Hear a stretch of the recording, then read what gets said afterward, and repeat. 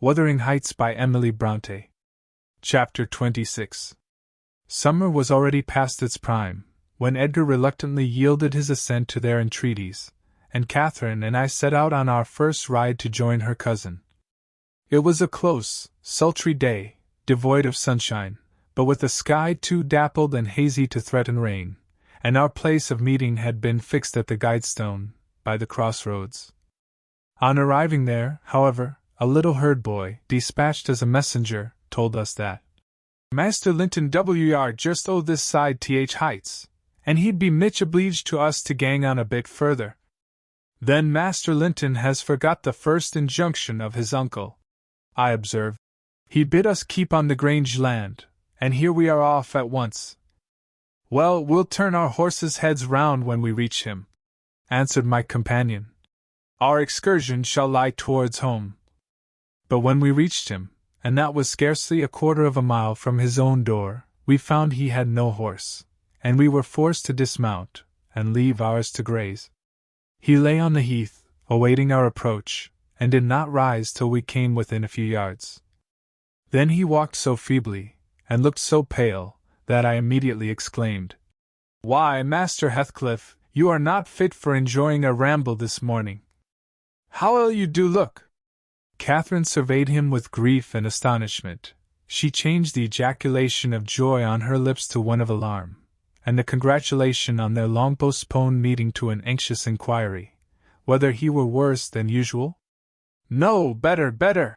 he panted, trembling, and retaining her hand as if he needed its support, while his large blue eyes wandered timidly over her, the hollowness round them transforming to haggard wildness the languid expression they once possessed.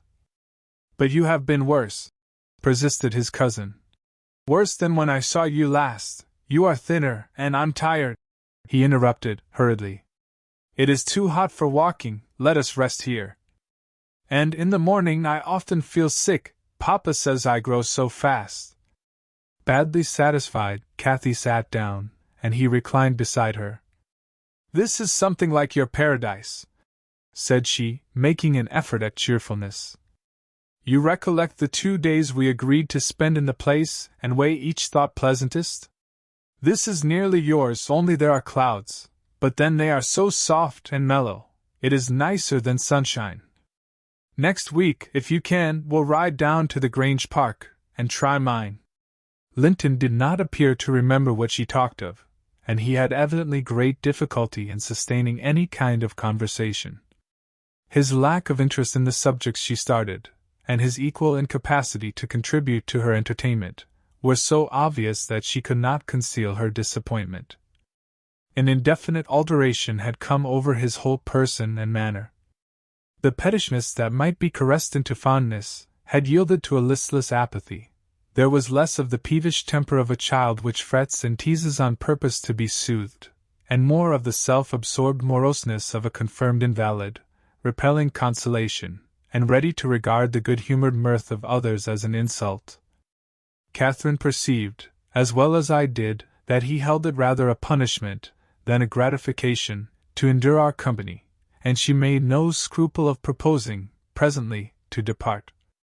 That proposal, unexpectedly, roused Linton from his lethargy, and threw him into a strange state of agitation.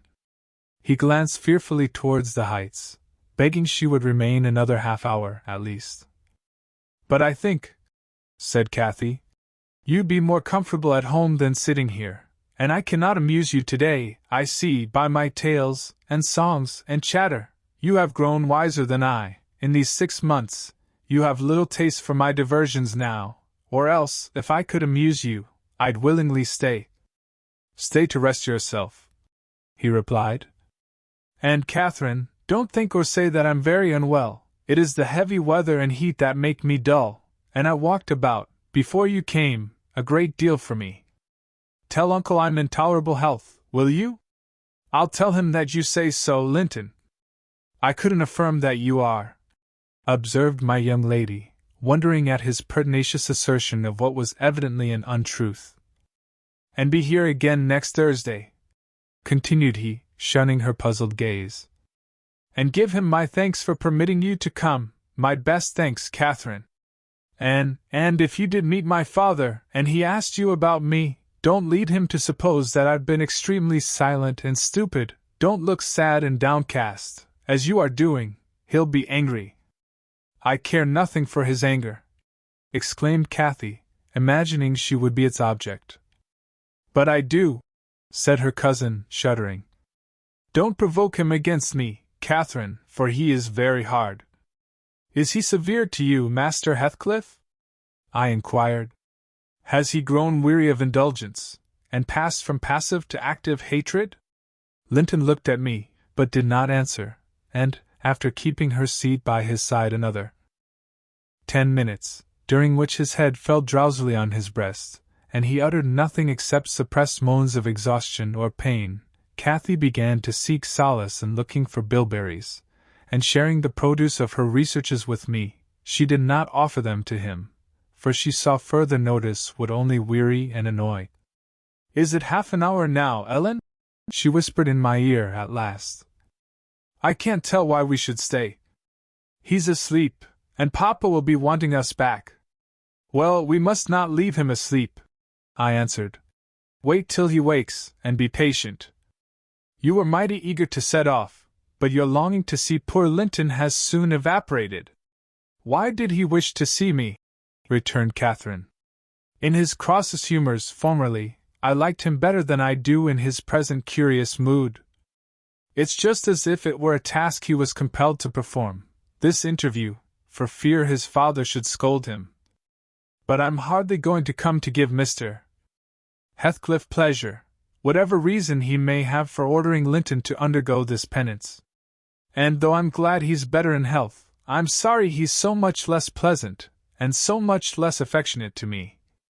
"You think he is better in health, then?" I said. "Yes," she answered. "Because he always made such a great deal of his sufferings, you know. He is not tolerably well, as he told me to tell Papa, but he's better very likely." "There you differ with me, Miss Cathy," I remarked. "I should conjecture him to be far worse." Linton here started from his slumber in bewildered terror, and asked if any one had called his name. "No," said Catherine, "unless in dreams. I cannot conceive how you manage to doze out of doors in the morning." "I thought I heard my father," he gasped, glancing up to the frowning nab above us. "You are sure nobody spoke?" "Quite sure," replied his cousin. "Only Ellen and I were disputing concerning your health. Are you truly stronger, Linton, than when we separated in winter? If you be, I'm certain one thing is not stronger, your regard for me. Speak, are you?" The tears gushed from Linton's eyes as he answered, "Yes, yes, I am." And still under the spell of the imaginary voice, his gaze wandered up and down to detect its owner. Kathy rose. "For today we must part," she said. "And I won't conceal that I have been sadly disappointed with our meeting, though I'll mention it to nobody but you, not that I stand in awe of Mr. Heathcliff." "Hush!" murmured Linton. "For God's sake, hush! He's coming!" And he clung to Catherine's arm, striving to detain her, but at that announcement she hastily disengaged herself, and whistled to Minnie, who obeyed her like a dog.